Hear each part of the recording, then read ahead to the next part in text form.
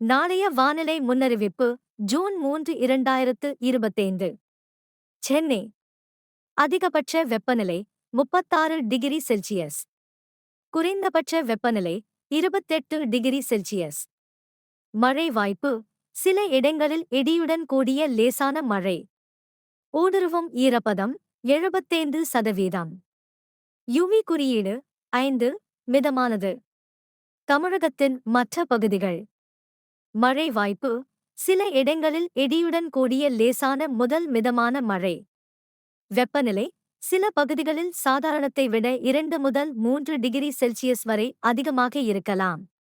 எச்சரிக்கை உயர் வெப்பம் மற்றும் ஈரப்பதம் காரணமாக சில பகுதிகளில் அதிக வெப்பம் மற்றும் அசௌகரியமான வானிலை நிலவும்.